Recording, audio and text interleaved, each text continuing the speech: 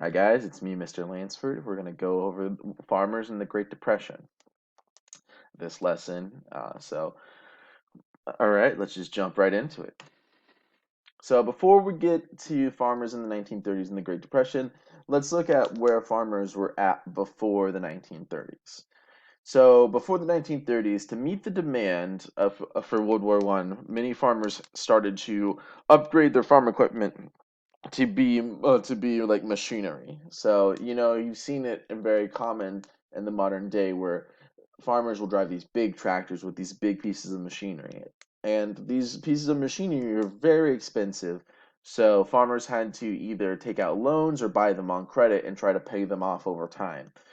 Um, and so this way that they could actually get these to help meet the demand of the time. Remember, for World War One, we weren't just trying to feed ourselves; we were trying to also feed our allies in Europe who were struggling during this time. Right? We were selling them food and supplies to make sure that they were staying together during the war. So then the obvious problem comes up if the war drove food prices up and caused the demand of food prices, then what happens when the war ends? And the answer is, well, the farmers had mechanized and started producing a crap ton of food, right? But without trying to feed our allies during World War One, there wasn't as much of a demand for that much food. And so because there wasn't demand and the market got flooded with food, prices start to drop fairly quickly.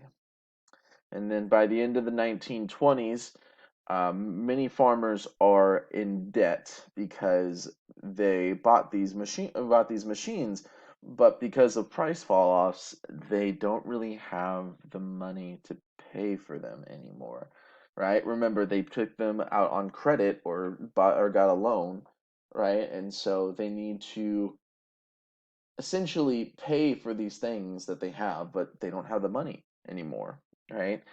And because of this, many farmers will lose their farms, and this will take a severe hit to the American economy. So, what's the Dust Bowl?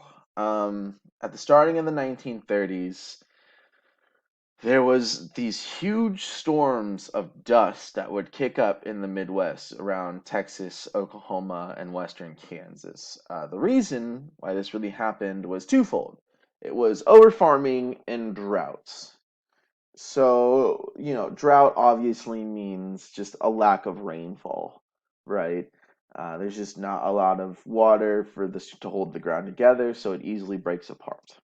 And then over farming, essentially, it means plants will pull all the nutrients and water out of a soil on their own, which also makes the soil like very thin and makes them very dusty.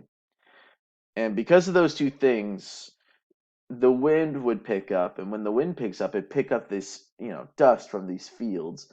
That dust would pick up more dust, and that dust would pick up even more dust, and it would turn into these giant storms of dust, as you can see on the right here. Look at this house, and look how big this dust storm is. These dust storms would roll in, and these things could last for days, and it was just completely black, and you couldn't see anything, and you couldn't really go anywhere, right? If you could get infections from inhaling too much dust, you would find dust everywhere and all over your house. It was hard to breathe, it was hard to live, and it made it impossible to farm because any fields that were still producing food, any farmers that made it through to this point, they would find their crops just covered in dust, smothered to death in dust. It was a very hard time, and again, this also helped cause the slow of economic activity. So, what was done about it? If you can see, there's just farms that just get buried in dust. This field, which looks like it had some sort of plant in it, just got buried, and all the plants are dead. So 20 million trees, 200 million trees were planted, sorry. The goal of this was to stabilize the ground, right? So give give the ground something to kind of like hold on to, give something to hold on to the ground to keep it from getting kicked up into the air, and also to break the wind mostly. Right? So these trees would stop the wind from picking up too bad, and it would stop the dust storms from really collecting and just rolling on forever. Also, farmers were taught new ways to not degrade the soil so much. The main one that we talk about is crop rotations, right? So, say you have maybe 4 acres of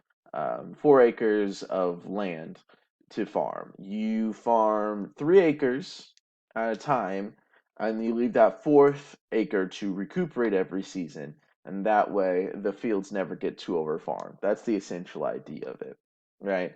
Also, this was actually subsidized by the government. The government gave farmers money to incorporate tactics like this to make sure that the fields were continuing not to be overfarmed.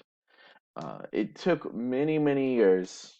It took a few years, I should say. It took a few years, but the Midwest would bounce back eventually. But it was a very hard and rough time to live in the Midwest, especially Western Kansas.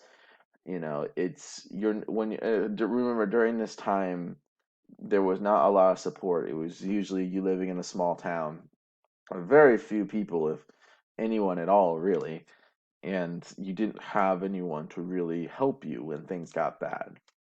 So, all right, that is the lesson for the Great Depressions and farmers. I hope you guys enjoyed it. There is more lessons coming. This is just another one. And I hope you guys have a wonderful day. Stay safe and healthy. Mr. Lansford, signing off.